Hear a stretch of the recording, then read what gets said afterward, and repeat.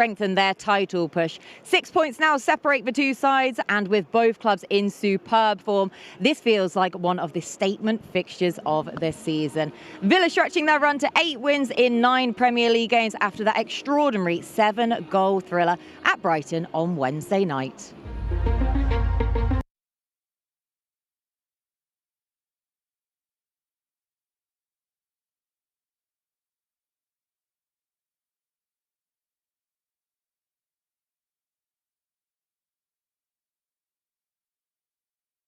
Villains, we wanted to tell you about some updates to our club memberships. There are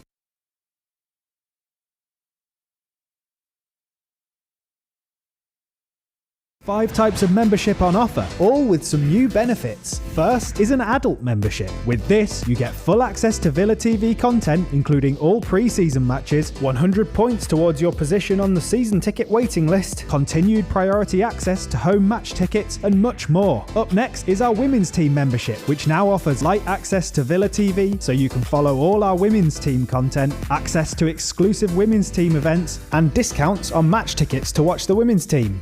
Next, our video memberships give you the option of full or light access to Villa TV content, as well as full or light access to exclusive club events. And finally, our junior membership options offer light access to Villa TV, continued priority access to home match tickets, an exclusive welcome pack, and discounts on match tickets to watch the women's team. Meanwhile, our 0-2 membership remains unchanged. These memberships are the best way for fans to get even closer to the action. Stay tuned for more and up the Villa!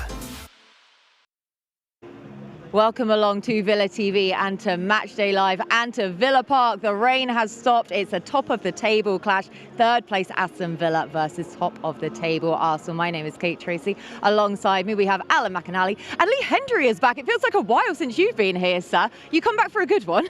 Yes, I have. I'm all prepped Come as back well. from the mountains. I've got to keep these big ears nice and warm out, you know what I mean?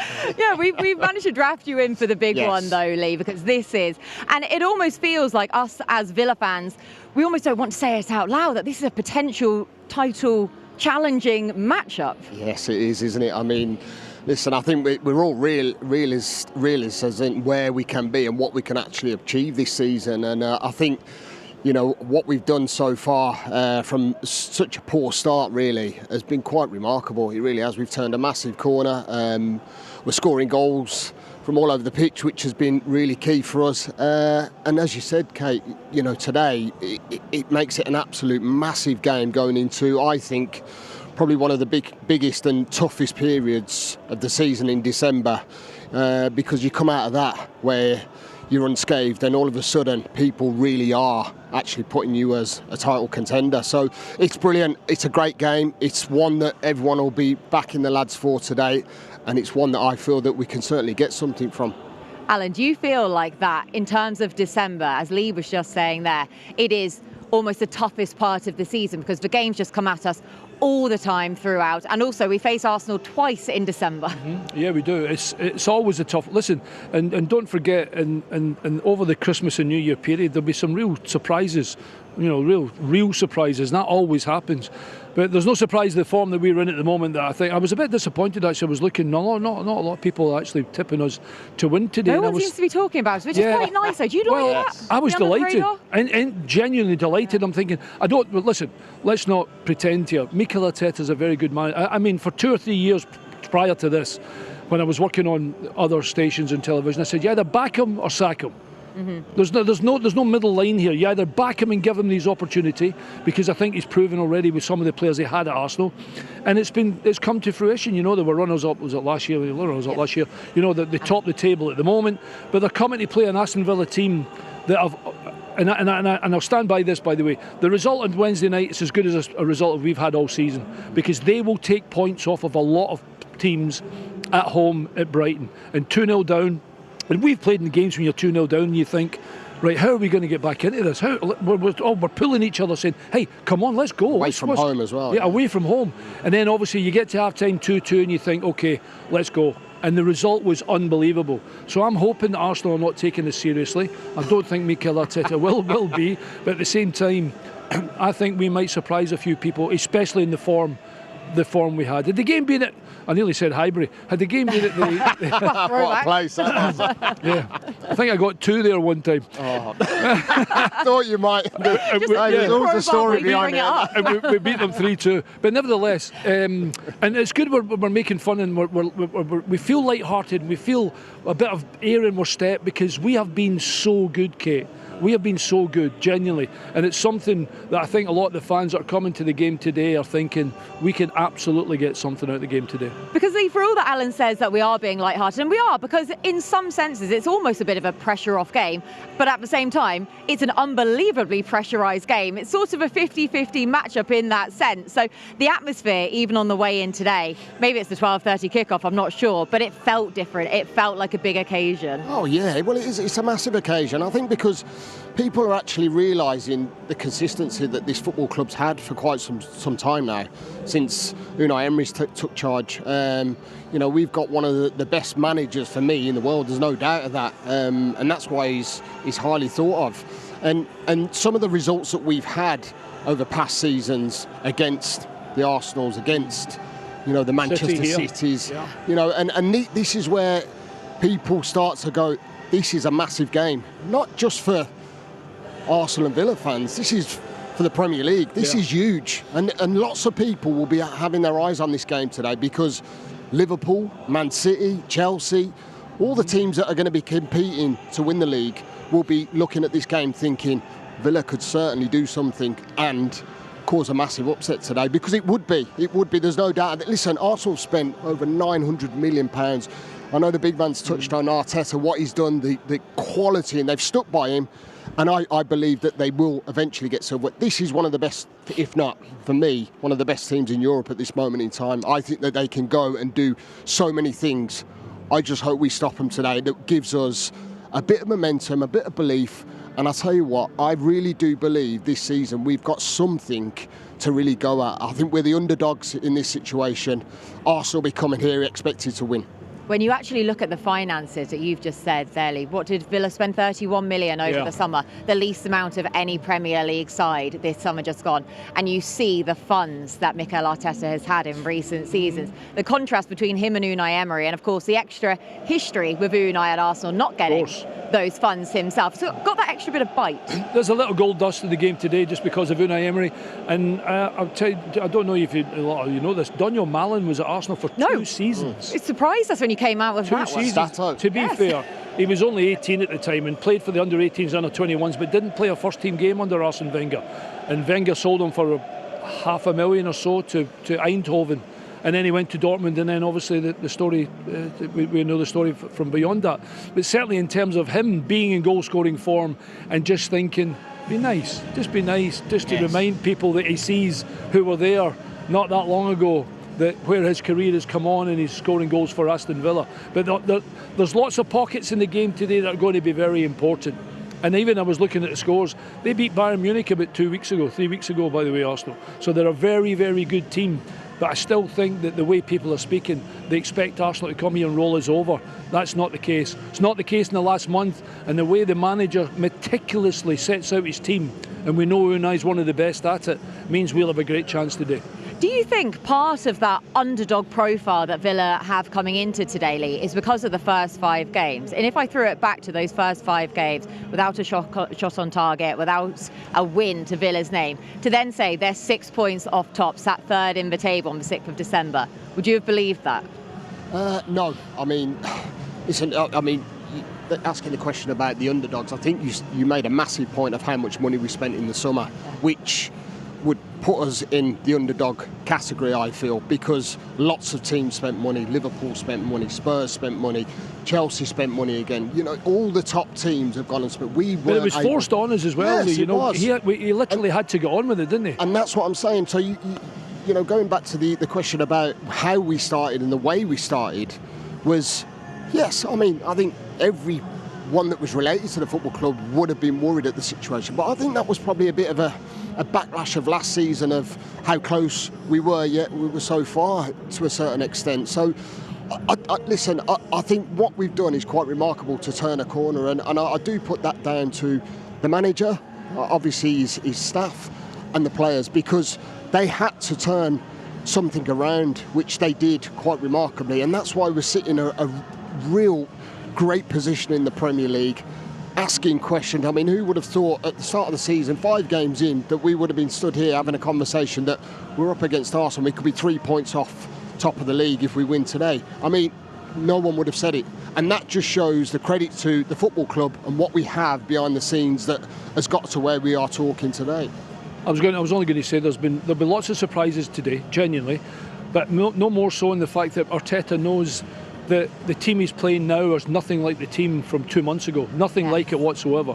And as a manager or a football, if him and I were in the dressing room right now, this is a day for playing football. As in quick pitch, it's been raining, the defender takes a bad touch, you're over him like a rash, etc. And there'll be mistakes made, and the guys will be really, really up for this. I don't really think the manager will have to say a great deal. The biggest surprise, to be fair, when I heard this was a 12:30 kickoff, that he was on with me on the TV today because he's only had 3 hours sleep. He didn't get back in until 9:30 this morning. I was at Hull, I was freezing. I was at Hull. That's why I'm all wrapped up. So that's first and foremost for the Villa fans watching. Hi everybody, but seriously, it is Lee Henry. It's not a cardboard cutout. Because it's not easy to do what he's doing in 3 hours sleep. But nevertheless, I think genuinely in terms of what Mikel Arteta knows he's coming into, and by the way, and I haven't mentioned him yet, and I'm not, you did briefly, this place today will be bouncing. Oh, yes. And not bouncing because we love Aston Villa, bouncing because we're like, they're coming here thinking, what I've said to you a lot of times, the manager's attitude at this football club is to change people's attitude to say, we might be able to win, or we can win, we'll absolutely win. And by the way, watch this. That's been different in everybody's attitude that works for Aston Villa, and certainly with the players, and you've seen that with the results they've had. Do you get some team news? Oh, Have it through. It has just landed, so this might be the first time you Tell are me seeing Watkins this. is playing. 2 changes for Aston Villa. Emi Martinez comes back into goal. Matty Cash making his 200th appearance at right back. Esri Konsa, as always, in the heart of defence. Our captain, John McGinn, Yuri Tielemans, Ollie Watkins up top, Pau Torres, Ian Matson at left back, Amadou Onana, Morgan Rogers and Boubacar Kamara. So Kamara, Onana and Tielemans all get to play together. Likely Yuri Tielemans will be in the number 10 position looking at that, but I'll get the lads' thoughts on it in just a moment, because we're going to look at the Arsenal lineup now. David Raya in goal, Ben White again at right back, Hincapi, Saka comes back in for a start, Ødegaard their captain, Eze, Jurrien Timber, Marino, what form he's been in of late, Calafiori, Zubamendi and Declan Rice, who of course was given the runaround in this fixture last year by none other than Morgan Rogers. So lads, let's get your thoughts on Aston Villa first and foremost. 2 changes, but I want to start with that Kamara, Onana, Tielemans. Oh, that's excitingly. It is, it's a great midfield, and I think he's looked at possibly the way that Arsenal set up with, you touched on Moreno being in great form and at times playing in that false 9. I think that gives us a little bit more compact, sort of an overload in that midfield area, which we've got quality, loads of it. I know Onana can go and join in with his physical presence, his height. He can give us something different. I just think having all of them sort of players in the team makes me feel a lot more comfortable about this, because I do feel that Arsenal are more than capable of running over teams. I think with the midfield we've got there, I think he'll make it very hard for them this afternoon, and that's why he's set up quite clearly. Love the fact that Ollie Watkins went and got 2 goals against Brighton. I think one thing I will touch on is that we've scored a lot of goals from outside the box. Over 50% of our goals have come from outside the box, which was a concern for me, because you're never going to go through a season. How sustainable scoring. is it? No, it's never going to happen. Which I knew it had to switch. It had to switch. This might be a day today, bud. If I was playing up top, I need to be a really big team player today, because I don't know how many opportunities I'm going to get, because they've been pretty frugal giving away goals, to be fair, Arsenal, which means it might be an opportunity for John McGinn, for Tielemans, for Morgan Rogers getting into the box. And now, most of the time, maybe Ollie Watkins might, unless he gets in between defenders, be playing with his back to goal a lot of the time. Yeah, well, I mean that's what I was going to say, is that, you know, knowing that Ollie's gone and got himself a couple of goals, which obviously he's been through a little bit of a drought and a tough time, that gives Mikel Arteta something to think about, because obviously he will have looked that we've been scoring goals from outside the box, but the fact that Ollie will be taken a hell of a lot of confidence out of the Brighton game is that we still have the options of doing both, haven't we? Which I just felt it was a matter of time before it comes. So we've got a really good blend through that midfield area where we've got goals. We've got Ollie that can go and break the lines and run forward. And I feel that, if anything today, coming up against this Arsenal defence, this is a defence I would like to be coming up against. Well, I'm sure you would like to anyway, Big One. 100%. Well, there's other thing that stood out for me, by the way, is Ian Maatsen at fullback. Yes. Yeah, he was excellent. Because he's got a tough day, and I don't know whether it's because he's quicker than Digne, or he might just think he can put Sacco, you know, like keep him at arm's length, etc. And that's a big area today, those wider areas for us. Who's playing the left-hand side? Is Martinelli playing today for them? I can't remember, actually. Sorry, I should have looked better than that. But nevertheless, those wider areas is where Arsenal have been very dangerous. Well, it's funny you should say that, because we've probably got maybe 4 centre midfielders playing in there today. Is that you touched on a really big point, is that we're going to have to use the flanks quite a bit, and that's where the fullbacks can go and get forward. I think that's where the outlets possibly could be today, is in Matty Cash and Maatsen down the left side. So I think that's where, you know, we've got that defensive mind, but we've also got a massive attacking threat, which Mikel Arteta will have something to sort of think about this afternoon. It looks like Rice just behind Eze on the left. Oh, sorry, Eze's on your right, because he came on as a sub actually for Martinelli against, who did they beat? Brentford. You're absolutely right. But again, carry a threat. They carry a threat, there's no question about that, and he's a wonderful football player. Nevertheless, though, you've got to say that Cash has had a great season so far, and regardless of him knowing his job, which is to defend and make sure Eze doesn't get anything, he is, like Lee absolutely rightly says, he's got to be, when we've got the ball, he's got to be looking to get forward and make Eze do the hard work, coming back the other way, because players don't like doing that, and sometimes that might be our advantage. But listen, it's set up for it's going to be huge today. Generally, it's first against third. If him and I were playing today, we'd be busting in there to give it. Come on, ref, let's go, we're ready now. Lee, I want to go back into a point you were making there about the width that Arsenal play with when you've got Saka and Eze really spreading the game. And then Villa haven't always been known, well, certainly in the last couple of years, as having that extra bit of width and playing in a more congested midfield. Do you see that as a contrast, or do you see that Villa maybe have to play that bit wider to match Arsenal? I think a little bit of both, to be honest, Kate. I really do. I think listen, I look at the way we've set up at times this season, and let's not forget we've lost the likes of, you know, JJ, we lost the likes of Bailey, we lost the likes of Diaby, who did give us width. So that's where I feel that Alan touched on how well Matty Cash has done this season. Listen, for how good he can be defensively, which is probably, don't mean to disrespect him, but, you know, going forward, I think he's massive strength. Yeah.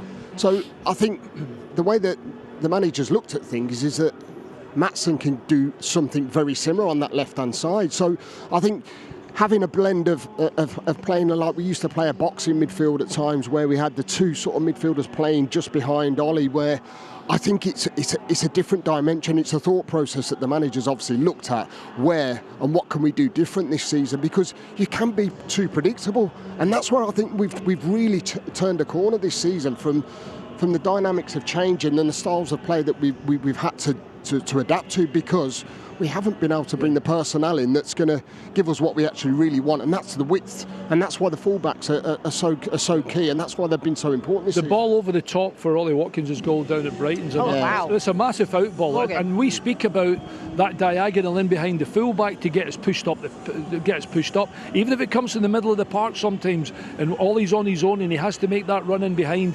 That's where we can cause them problems, and that's an out for us. Now, we weren't using that at the start of the season, and we got caught a couple of times. In fact, we got caught against was it Bologna that scored a goal like that against us, etc., etc. So that's something else that Arsenal have to think about, and because Lee mentioned it, and it just jogged my memory about the versatility and the changing ways that we can manufacture goals and not be just so predictable. We're not anymore. That's why we're better. But I still think the fullbacks are a big area for us today. If we can be the solid again against those two, you know, we'll be doing pretty good. Should we look back at the last 6 games for both of these two teams? We talk about teams that have momentum to their name as well, and the Villa TV team have been very busy making up a nice graphic for us for the last 6 games as the goalkeepers for Arsenal come out behind us. So let's have a look at the last 6, lads, if you can see this. With the form that Aston Villa have been in, of course, with that 2-0 loss against Liverpool, frustratingly so. However, in good form the rest of the time. Then you look at the couple of draws against Sunderland and also for Chelsea, for Arsenal, then you can, it makes sense, doesn't it, when we talk about teams in good form, just that slight annoying loss for Villa in that. Yeah, well, it was that away game against Liverpool, and we thought Liverpool weren't in good form, but we didn't. We just weren't quite at it. But nevertheless, what was it? Bournemouth straight after, then the brilliant result away from home against Leeds United, which the 3 points is added even more to the stake. The fact that Leeds battered, well, they didn't batter, but they beat Chelsea 3-1 the other night there, and then it was a tight one against Wolves. It was always going to be tight, and then a brilliant result against Brighton. But there's no question, certainly the one that sticks out there, you know, for Arsenal is they haven't been beaten. You know, they're undefeated. They're going pretty well. You know, they'll maybe be disappointed with their 1-1 against Chelsea. Was it 1-1 against Chelsea, Leo? And then it was at 2-2 against Newcastle they played, I think it was. So apart from that, they've been pretty good, to be fair. Yeah, I mean, they lost to Liverpool, didn't they, away as well? Yes, they did. That's their only defeat this season. But I mean, like we have. But I think the thing is that you know, I watched them against Brentford, and I actually felt that, to be quite honest, the way that Keith Andrews set up against them, he made it hard for them. But I felt that Arsenal were nowhere near their best, and that's where I think we have to be careful of that, because we know how quickly they can flick the switch quite easily. I do feel having Victor Gyökeres on the bench for them today, I think it's a massive plus for us. I really do. I know we're talking about Moreno being in good form, but I think against our defence, I would back our defence against most top defenders we've seen. You know, Konsa, Haaland in his pocket. You know, all the. I'm being deadly serious. So you know, I look at that and I think that, you know what, that will probably go in our favour. And I know that he's been in magnificent form, but I think that will suit our game plan today. I really, really do. I think not having an out-and-out 9 that could cause 2 centre-halves and disturb our 2 centre-halves a problem, I think that's going to give us a lot more time to get on the football and try and play. You mentioned the way Brent... Sorry, do we need... No. I was only talking a quick wrap-up, then we'll hear from the managers. Right, OK, sorry, I was going to say, but Brentford, I thought he tried to... Well, not defended against them and tried his best, but to try and hit them on the counter-attack. Yeah. I don't think we'd play like that anymore. Well, not so much anymore, but I think we carry more of a threat than Brentford will, and I think that's why Arsenal will be much more wary of us rather than they were of Brentford. Yeah, I agree. And obviously, you know, at the Emirates, it's a completely different ball game. Is it? We're at Villa Park. This is our place. This is a fortress, and Mikel Arteta knows that we have been very, very good. You only need to look at our results and our form here. You've teed it up beautifully for Mikel Arteta, and everything that he said about Villa Park. Mikel Arteta and Unai Emery sat down with the media yesterday. Tomorrow is a really huge test. Huge test collectively, huge test individually, and for me as a coach as well, I am delighted to have this opportunity to play tomorrow against Arsenal. For what they've been doing, the way they've been playing and winning matches, certainly is a team that it's in great form, and we know that. We know obviously the manager and the incredible job that he's done there as well. So we know the task tomorrow, but we always take it as an opportunity. I think they are competing the best in all the teams in Premier League. The best team competing, I think they are, in everything.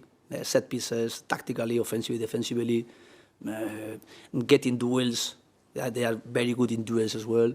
Of course, they can have some injuries because they are playing in a very high intensity each match, and you are closer to get injured when you are playing with this intensity. And tomorrow is our test, and I am so motivated, so excited for us, because we have now 27 points, and we are tomorrow in the day 15. And of course, 2 years ago, we performed fantastic, and we were some point more than this year. Last year, we were under in our expectation and with the points. And this year, after how we started, of course, I can feel now confidence. And when you look at Unai, his career and his motivation level everywhere that he's been and the impact that he's done, it's always been remarkable. So I don't know, that's a question for him, but in my opinion, he never needs anything extra. I think he's got enough on himself. Not really for me, it's one match special. Not because I played even when I was in Spain, I played with Villarreal against them. I played here many times with Aston Villa, and now it's something. There are only 2 players. I think it's Martinelli, one of them, and And Saka, two. I think two players, Martinelli and Saka. And we signed it as a young player, Saliba, but he was on loan when I was there. Only two players. Of course, there are workers as well there in the club. But professional, we know our way. And we can be 1 year, 2 years, 3 years, or hopefully more years in one team, one club. We are a professional, and we are changing, and we must focus each moment and to take the responsibility with the honor we have in our moment as a coach in different clubs. And now, for me, it's Aston Villa. My focus is Aston Villa. Of course, I appreciate a lot Arsenal and how they are doing the way, progressing, being very, very demanding, and being patient as well, being patient. And I think Arteta, he's doing a really great job. I think it's incredible how he's progressing, being demanding, the values he settled there. And he has settled standards more and more and more. Yeah, great to hear from both managers there. But of course, we better start with Unai Emery, Lee, and everything, how much respect he has for Arsenal. He's never goaded into reaction because he gets asked every single press conference that Villa play Arsenal about, oh, does this have extra bite? Does this have extra feeling for you? And he always bats it away as if it's just another team. Yeah, well, he's a top manager and he knows exactly how to address it and how to answer them questions. And I think he answers them brilliantly. Listen, I think whether you've managed a team or a past team, I think, or you've been a player at a past team, I think there's always something there that deep down that lies in you. I think, listen, you're never going to actually say that you've got a problem or an issue. I think what you do is you keep it in the changing room, don't you? You either relate to the players, you let the players know that you want the best out of them, which you would do every single game anyway. And knowing and listening to how Unai addresses things, I think he just gets on with things the way he does day by day, and nothing changes for him. So he's a top manager, and let's hope that he does another one over Arsenal, which would be good. Exactly. We're just in their nightmares by this point, aren't we, Alan? When you actually look at the recent record in the last couple of seasons of Arsenal's title challenge, and it was always whenever they came up against Villa that it seemed to be scuppered. Yeah, thankfully, absolutely. I mean, to be fair, their away form, Arsenal has been pretty good against us as well, regardless of their last, 18, 19 games or whatever it is. I think they might be undefeated. There's certainly not many, maybe one or two tops, but they're certainly a very, very good team away from home. And I think the way that, by the way, let me assure you something, as much as we adore Unai Emery and he says the right things, he is bursting to turn Arsenal over today. He said 3 times about being motivated and excited, and he knows exactly if he can install any of that to the players, which he won't need to particularly, not in a game of the magnitude of Aston Villa at home against Arsenal, which is big at any time in the Premier League. He will be absolutely bouncing today to make sure he gets a result from Arsenal, and he will be meticulous in his operation and how he wants to play. I'm trying to think of whether does he set up the way he did against Man City. I was trying to think, do we do anything different against Arsenal today? Did Arsenal carry a bigger threat than what City did to us? I actually think that with Eze and the way that they're setting up with Moreno, I think with that false 9, I think that's why maybe he has made a bit of a low block in midfield where it is congested and they can't allow that maybe them runs to get in behind, and that's where I think he's gone for more of a congested midfield area, because I think, listen, you can force it all day out wide to Saka, or who's playing that? Is it Martinelli? No, it's Eze. Eze, sorry, yeah.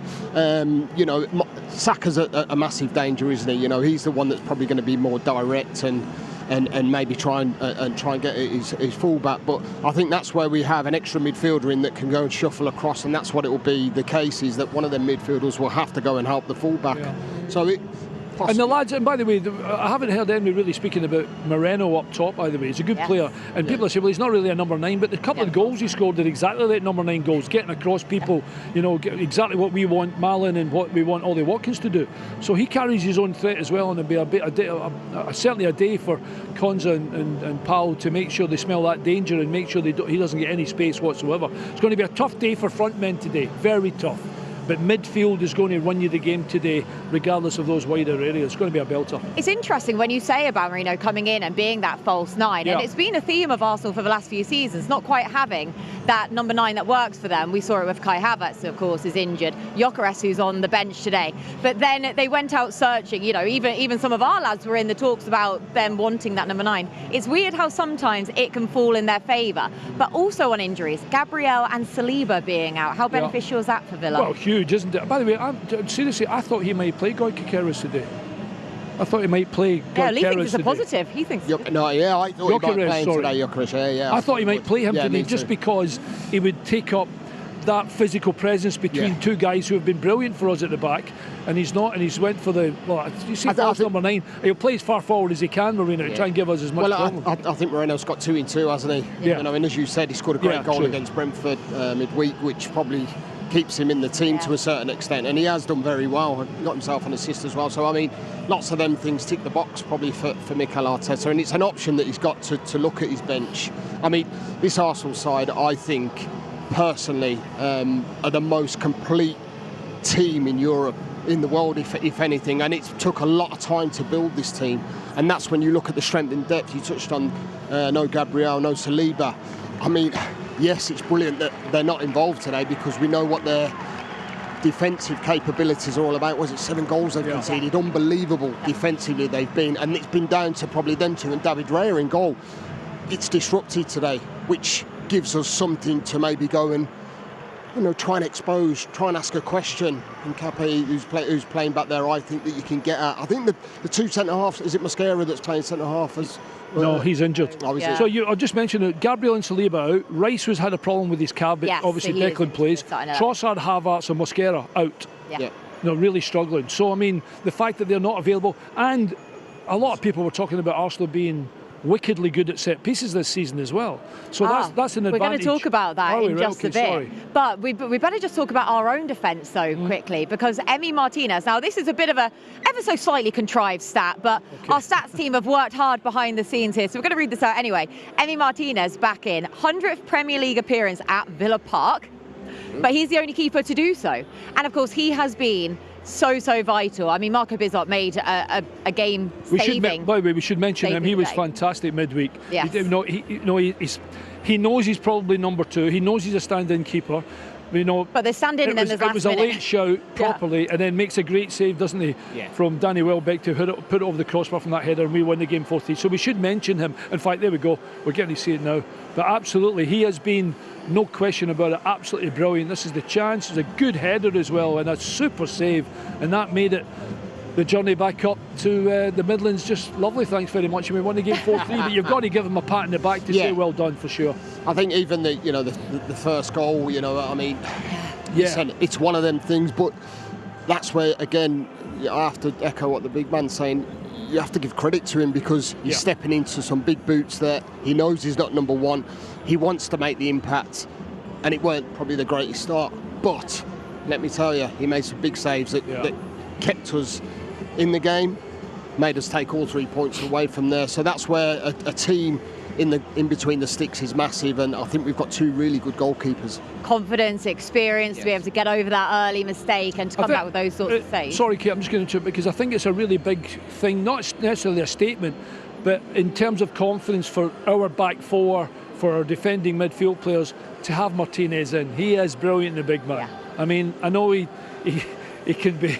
It can be hard to get used to sometimes because he knows he's just so good. But to have him in the team today is a big boost for everybody, genuinely. Regardless of how well Bizot did, it's really good to have the big man between the sticks. And he's been making some unbelievable saves himself. Wolves and Bournemouth in particular. And for all that people, because of the summer and things that went on there, we're trying to find reason to pick fault at him. But there is no doubting why he is a Yashin Trophy winner, a World Cup winner with saves like this, Lee. I thought that was in, Lee. I mean, the header. Watch honestly, this. It's you know what's so good about this? It's the double save, isn't it? Yeah. I mean, people just literally sometimes forget how. I mean, the header was brilliant, but have a look at how on earth he gets it, and then that right arm. I mean, that is a go-go gadget arm, is it? That pulls out the bag there. I mean, it's unbelievable. I mean, this is what Emi's all about, and that's. when you've got a goalkeeper of that calibre and that confidence, he just oozes. I mean, some people might say he's arrogant. Listen, I love his arrogance. I love it because people want to beat him and he wants to save every single shot that's going towards his goal. That goal means the world to him, doesn't it? He doesn't want no one sticking it behind him, and that's what he can pull out the bag. I mean, he moves his feet so quickly there. He moves his quick. Honestly, he moves his feet. It doesn't look like it in that slow motion picture, but you, as a goalkeeper, when that ball's above your head, you've got to move your feet quickly. You've got to really, really move, or you're not getting any chance. That was a better save than the one against Brighton. Who was the header against? Wolves. Can't remember. Anyway, yeah, Wolves. Sorry, Wolves. Yeah. But that was a better save, but he is genuinely a huge advantage for us, of that there is no doubt. Yeah, hopefully he won't be too busy today, but we can have the confidence there. Exactly. And also all eyes will be on him in the warm-up just to hope that his back is all okay, obviously. But as you've both been saying there, we do have a very, very able deputy in Marco Bizot should the worst thing happen. We'll have plenty more build-up to today's game on the back of this ad break.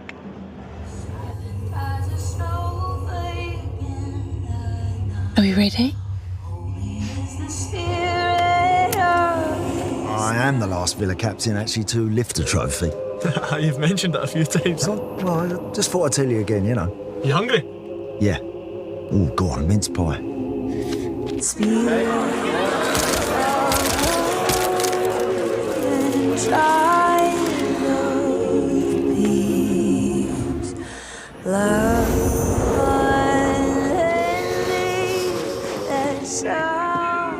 Ollie Watkins breaks the record. That's number 75. Nobody's done more. Keeper's got to do better.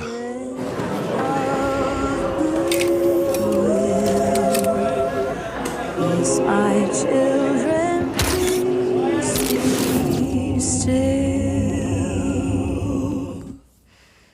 Silent night, holy night, all is calm, all is bright.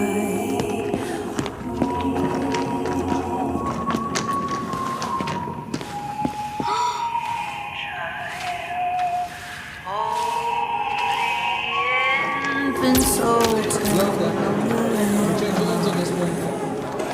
sleep in heavenly peace.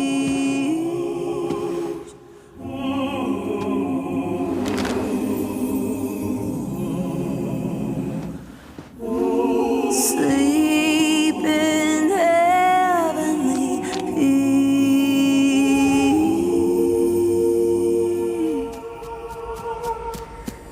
My children, peace be still.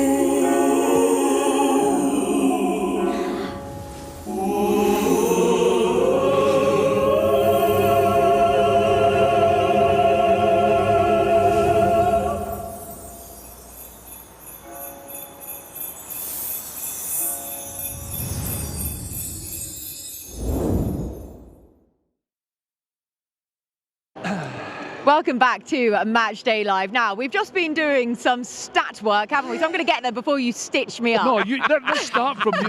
Listen, everybody. This is bad. I heard a stat on the way in that I couldn't believe, so I decided to ask the lads if this was possibly true. And we're working on getting it confirmed or not, but it can't be real, this stat. You said it was true. That Unai Emery has not conceded a corner against Arsenal. That was the stat I heard on the way in from a very reliable source. However, No, Who is your reliable source? Just No, out no, of- I'm not going to name them. No, we're not going to stitch them up. You're not throwing anyone stitch under the bus, myself up huh? instead. Yeah, happening. But in all seriousness, though, Alan. Let's just say it was El Mohammadi because he's not here anyway. Not here to defend himself, throw Elmo under the bus. But in all seriousness, there's been so much talk about Arsenal's corners, how devastating they can be. Where they do that, are we calling it the train? What are we exactly calling their setup for the set piece? Two at the front, two at the back, the conga, yeah. I mean, I prefer that. let's see, what's the guy's name that's there? It is Nicholas Jovo as their Nicholas set Jovo. piece coach. So it's Yeah. Dover versus McPhee today. Yes, but to be fair, you've got to say they've been very good, because sometimes in big games like this, that's the difference. Is a set piece done properly, you know your position, you know you're either, if I'm marking Lee, I know he can't go anywhere, or if it's a free kick or corner for, that's where my run takes me, and if I've got to go beyond the front post, I know that someone's got a chance behind me. They can be very important, so there's no question that Arsenal in the big games have been very good at set pieces of that, sure. And they have been known as that, haven't they? I don't know if it's a compliment or it's slightly to their detriment that they've been known as the set piece kings, but we know what a huge part of the modern game set pieces are, and Arsenal are so disciplined, so efficient at it, and especially with those corners, because how are you supposed to compete when you've got the opposition side coming at you with momentum, rather than, do you go zonal marking, do you go man for man, how do you deal with it? Yeah, and I don't like zonal marking, by the way. No, I don't like zonal marking. Not having it. I think it's too easy for people to get away with no responsibility in zonal marking. And I'm not a big fan of that myself. Listen, I've always been one of them that you pick up a man, if he gets away from it, it's your fault. And the finger gets pointed at you because it's a job that you should be doing and you should be taking care of, unless it's an absolute worldie. But that's where I go back to Arsenal being the most complete side. I don't mean just the squad, I mean their attention to detail, the way they play. It's not, I've watched Arsenal play really, really poor and come away 1-0. That's a sign of a really, really good team, Kate. And it might have been a set piece they work on relentlessly, because they know teams play low block. They know teams try and frustrate. But as we've seen over seasons, top sides, Manchester City, the Liverpools, the Arsenals, they find a way of winning games. And that's where, as I said, watch against Brentford. Brentford tried to frustrate, but Arsenal were nowhere near their best, and they come away 2-0. And that's where I feel that today we have to be aware on every single situation that Arsenal are throwing at us, whether it be a set piece, whether it goes out wide, whether they get it in midfield. We need to be on our game 110% all over the pitch. This is where the narrative in the wider media seems to flit very differently between Aston Villa and Arsenal. What you just say there, that so many of the wider media have been saying Arsenal haven't been playing all that well at times, yet a sign of a good side, that they're still able to win. Yet people will be saying Villa haven't always played that well at times. However, that means that they're probably going to be unsustainable with their run of success. It's a very different narrative you can spin on this. Yeah, it's absolutely very different, but I've got to say it's a huge compliment when people talk about Arsenal with their set pieces and how good they've been at it. We maybe haven't actually got to that height, but today's a perfect opportunity then. Yeah. You know, Onana carries a threat, Ollie Watkins carries a threat, Paul Torres carries a threat, and hopefully one of them might get on the end of it. You know, the biggest thing for me today would be free kicks in wider areas to make sure someone doesn't get at the front post first for us. We have to have someone. If I was Unai, they probably worked all. They had 2 days, for God's sakes. Is someone at that front post that low one? No, he just stays where he is. But his job is to make sure whoever's behind him doesn't get in front of him, and just does that flick on, and then it's chaos in the box. Then that would be something for me that'd be high on the agenda, to make sure in case they try that real flat one with pace on it, that someone doesn't get a flick on. And then of course, if that's the case, if it does and we can't do anything about it, then it's back post marking. That's when you have to make sure where your man is and he doesn't get away from you, etc. And don't be ball watching. It's going to be a really good game. I'm looking forward to this, because there's lots of factors today that just might sway in our way and maybe towards a little advantage for Arsenal today. You talk about goal threats and across the park for Villa. Someone who was a goal threat last time out and scored an absolute worldie when we were at Villa Park, Boubacar Kamara, who is also apparently offering goal threats. I mean, you're just shaking your head with absolute admiration there, Lee, for how good he is. And he has been showing that time and time again. He goes so under the radar, but he's so good. Oh, he's such a good player. He really is. I mean, he just makes it look so easy at times, Kate, the way he gets on the ball. And I mean, this was an absolute outstanding finish. The first touch tees him up, and it's the short back lift for me that, you know, you probably, and most players probably not expecting him to take that strike on, but that's where he's picking his times to get himself forward. I always find that position on the edge of the box is massive for a midfielder. If someone can go and ring the box, John McGinn out there wide, and then the first touch, short back lift, and then everything just turns out to be absolutely beautiful. I could watch that over and over again, because to see it nestle in the top corner at the whole end is just quite outstanding. And to be fair to him, that's him hit his target. Because I said to him at the start of the season, how many goals? He went, 1, big man. There you go. He's there already. Yeah. So anything else is a bonus now. You didn't remind him of that when we were interviewing him, actually. No, but he did say that was the best goal he's ever scored. And he went, yeah, it is. Yeah, absolutely. Yeah. Listen, and he's a lovely guy. He's so... just gets on with his job, but he's such a safety net for us. He really is, and allows Morgan and Yuri and John McGinn to do their thing, and he's certainly a big part of this team, there's no question about it. And that's it. When Ollie Watkins was not in goal-scoring form, the rest of the team were able to help out and to really make up the difference. We saw that with John McGinn against Fulham, we saw it with Emi Buendia, Bournemouth, Amadou Onana as well, Morgan Rogers. You know, we have seen goals from all across the park, everyone taking their chance from outside the area as well, which has been fascinating. And I think that's where we'll get, if we get a goal today, I think that's where it's coming from. I mean, I'll be delighted if Ollie Watkins manages to hold the ball up, turn one of the defenders and stick it right in the corner. But this is the free kick from Buendia. The other one was from John against Fulham. I think that's where we might be very dangerous today. Not necessarily Ollie on his own up front, but certainly if he can hold the ball up and create a couple of spaces. Morgan doing brilliant here, and then another finish from Amadou Onana. So I'd be delighted if we get any of them, but certainly in terms of distribution of goals, we look as if we've got goals in most of I was going to say, I mean, I don't know if it happened much to you back in the day, but I mean, we're seeing some outstanding goals here from the boys, and it's credit to their testament. But how many managers did you play under where they were like, hey, I don't want you shooting outside the box? And I tell you, I did. I mean, John Gregory was one, but I didn't take any notice of him. I always used to shoot from outside the box. That's why I scored so many goals. Honestly, Lee, Graham Taylor used to say to me and Gary Thompson, to David Platt, to Mark Walters, to Tony Daly, 2 shots in the first half, 2 shots in the second half. And you're thinking in your head all the time, even if it's outside the box, I need to get a shot on target. Because not necessarily if you don't shoot, you don't score, but you know what I mean? Have the mentality of being an aggressor in that final third, to even take it, even just to manufacture something yourself, take it left or right, get the shot on target, goalie's got to save it. So things like that is a positive thing in your mental attitude when you go out, is always shooting, regardless of the rest of the job you have to do within the team. Do you know what though, as well, just quickly, I mean, the way that the game's changed tactically now, and the attention to detail I touched on, we're seeing long throw-ins come into the game again a lot more. We're seeing crosses, corners being worked on a lot more. I mean, you look back over seasons where teams would literally try and score from 6 yards. It was almost like playing FIFA. You know, they wanted to walk the ball in. It would not surprise me if Unai Emery had said, I want you shooting outside the box. I want my midfielders scoring from outside the box because they're capable of doing so, as we've seen there. I can remember one training session with Graham Taylor. This is a long time ago, and we must have been doing it for about half an hour, and not one of us got our head on the cross. The defenders either won the header, and what we used to do is we'd have 5 attackers and 3 defenders, so we'd overload it on our side, and we were doing it for about half an hour, and Graham Taylor was like, right, that's it, everybody, let's go. He said, we're never going to score. And the first cross, we played Newcastle here, the first cross, Big Gary Thompson, I think, got across, and I was like, I can't believe it. And I can't remember who scored the goal. Might have been Platty, actually. But the first cross in the box, we scored, and we were like that.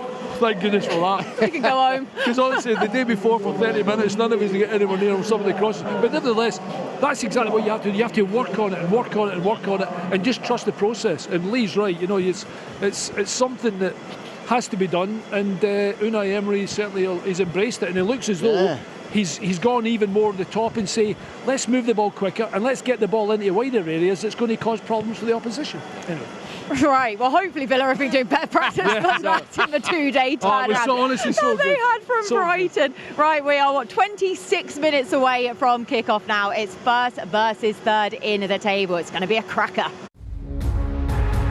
This is Villa Park, one of the grand old venues of the English game, and hosting here the launch event of another Premier League weekend for what looks to be the game of the weekend in the Premier League between 2 of the top 3, Aston Villa and Arsenal. The atmosphere here, even though it's an early kick-off, is as intense as anything you will have experienced previously.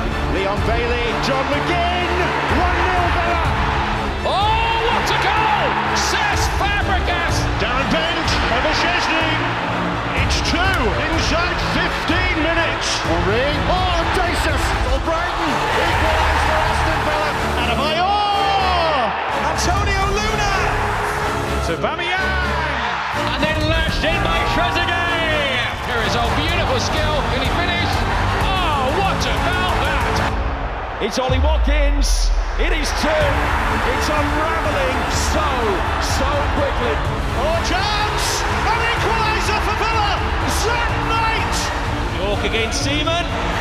Monster, that! That's useful. That's very useful. And Ollie Watkins has erased Arsenal's 2-goal advantage. Yeah, it was another good day then, wasn't it, for Ollie Watkins? He loves playing against Arsenal, lads, almost as much as he loves playing against Brighton. It's the best record against Brighton, shortly followed by Arsenal. But Alan, as Lee was saying earlier on, to see him getting that confidence boost, you can see from his reaction, we won't be able to repeat it, unfortunately. No. But you can see how much it meant to him. No, do not, please. Listen, it was absolutely fantastic, you're right. And a weight off his shoulders immediately. You know, as soon as he hits it, he's like, yes. Because he knows he's got it right on target. He knows where he has to be, and it's just a process in terms of you got to keep doing the right thing. You've just got to keep doing the right thing. Get into the 6-yard box. There's no point being a passenger. There's no point being a spectator. This is the one. The one is for me was the ball over the top.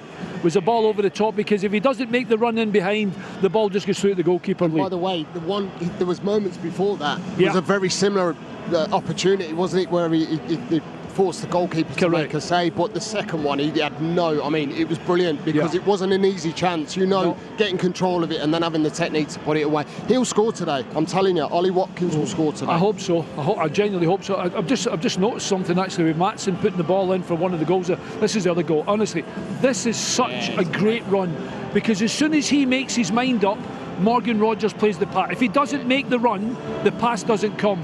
In other words, he's back to goal and he's not going to make that run. That is a huge goal for us in terms of it sounds so easy. Yeah, his touch was a beauty. Brilliant. Right, see here, right there, he knows he scored. There, it's a great right there. Great finish. It's a great feeling. It's such a good feeling. And nevertheless, I'll put it on it. I am biased, over the top biased with Ollie Watkins, and I've spoken to him briefly just about, hey, come on, be confident. Don't worry about it. Everybody goes through a spell. I remember the manager was going to take me off after 12 minutes because I hadn't scored, and I went, no, don't worry, I'll get one.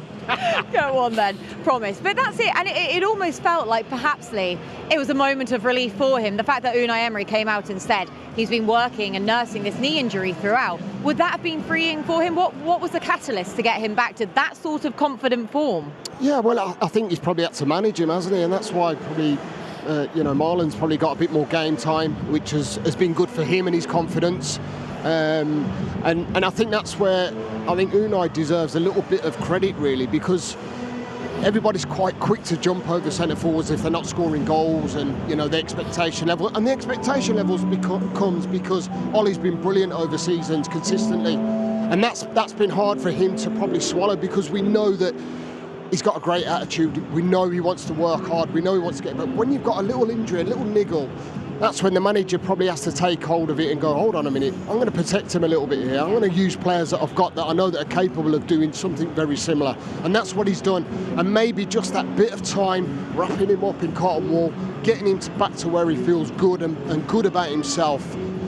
Honestly, confidence in this game is absolutely huge, and he looked like he was bursting with confidence. Yeah, I think we're quick to agree that if a big decision has to be made by Unai Emery, he makes it. He's not scared about taking someone off, bringing someone, changing not necessarily formation, but changing the staff, etc., etc. But there's no question he works with Ollie Watkins, etc., etc. He works with the players constantly, and he demands the very best of them.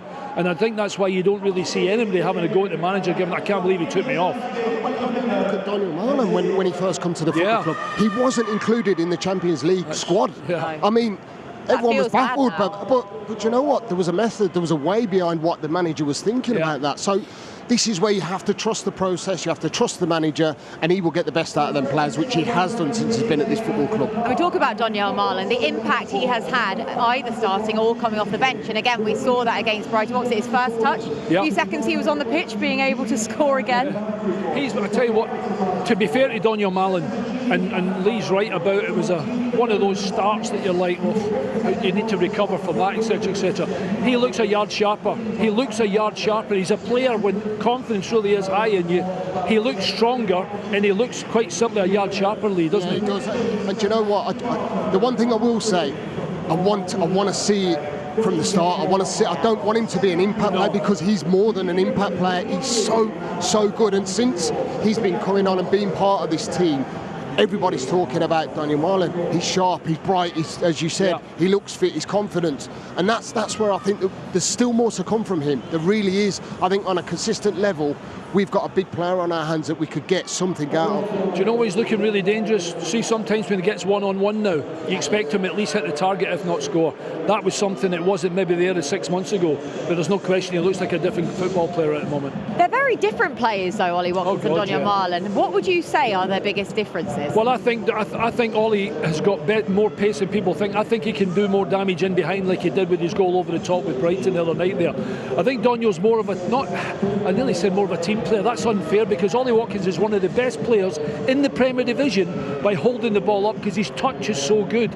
I think Donyell still is a player who likes to play in those wider areas and not necessarily down the middle. But the only thing is, he's played him down the middle and he's looked really good.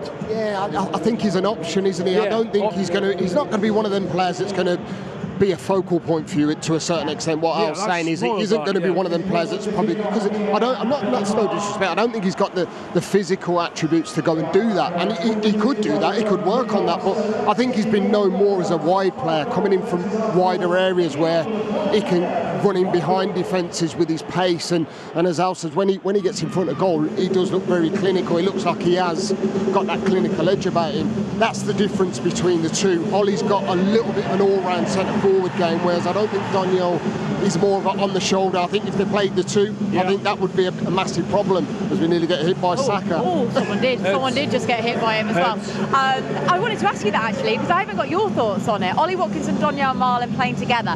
We've seen it fleetingly. We don't really have a large sample size to be able to say if it works or not, but nothing's gone wrong. It just seems to be Unai's a little bit reticent to be playing them together. Yeah, I would like to see it at some stage. I would do it, and I think it'd be something that would be exciting, because I've touched on the pace that both players have, the different elements of centre forward play that Donyell could probably drop deeper and come and join in as a two, and he's got a clinical finish about him. It's not a way he plays though, really, Unai Emery. It's not. I tell you, Leeds United the other night played two up top against Chelsea and managed to win 3-1, but I just don't think it's the way that Unai wants to play with two up front. But as the game goes on, if it merits two up top, he'll do that. That's exactly what he'll do. But I don't think that's something that Unai likes to start with. Style is definitely not. But I would like to see. Yeah, me too. Bring back the old school. Long ball throw-in, 4-4-2. Whatever happened to 4-4-2? It's all gone out the window, so we're bringing back the old school games. Yes. Right, lads, we have got 3 minutes left. So, Alan, I want to ask you, key battles today, what are you anticipating? Full-back areas for both teams, coincidentally, because I expect us just to be as aggressive as... Well, we already spoke about Eze and we already spoke about Saka, but certainly the middle of the park, which is Lee's domain, I'll leave it to him. I want Uli to get in front of the defenders and hold the ball up as best he can for us, because I think this is a day for support from midfield, but I want to see if we get chances from the fullbacks, from Matty Cash and Ian Maatsen. When we've got the ball, I want us to play a part in that, and obviously sniffing danger today is a big thing for defenders. Lee, you were saying about the midfield earlier on, is that an extra bit of protection that Arsenal have got because they don't have their centre-back usual pairing that we associate with Arsenal? Is that going to be the key area for you?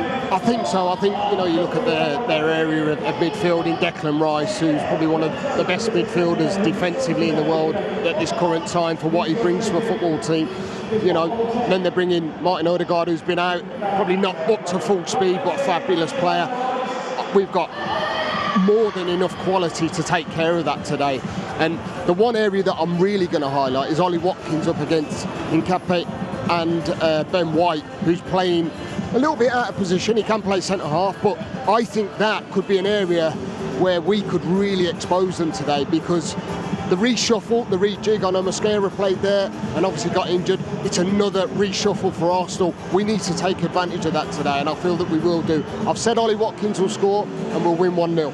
Oh, there you go. I mean, you beaten me to the final question. I knew you was coming out your mouth, Kate. Yeah, so Ollie Watkins to score 1-0. Tight, cagey See you game later, then. 3 points. Hopefully so. 3 points, close the gap to 3 points then, Alan. What is your prediction? I think we'll win 2-1 today. It's going to be a really tight game. It'll be a really good game. There'll be spells in the game where it'll be like a chess match at times, to be honest, because both are such good form at the moment. I include us, and we are flying. But you've got to remember, they're top of the league. They're flying in Europe. They're a very, very good team, regardless of the injuries they've got today. If the game had been anywhere else apart from here, if you give me a draw, I'd take it. Yeah. I'm not thinking like that. I'm genuinely not thinking just pure respect after the result midweek against Brighton, the fact that we had to get better against Wolves in terms of win the game, we can absolutely score 2 goals against Arsenal. Of that, there's no question. We'll win 2-1 today, and he will absolutely, definitely score John McGinn today. Oh, John McGinn. Who's your other goal scorer, or is he going to get both of them? I don't know yet. We haven't had enough time to think. I'm bringing Lee on to get the second. Lee to be brought on the 92nd minute and then to score the winner. There you go. Who would have thought it? Right, the lads are going back down the tunnel, and that is us pretty much done. So, lads, thank you so much for a pair of you. You're welcome. For hard work as usual. Thank you so much for watching. To talk you through today's game, Mark Regan alongside Ian Taylor.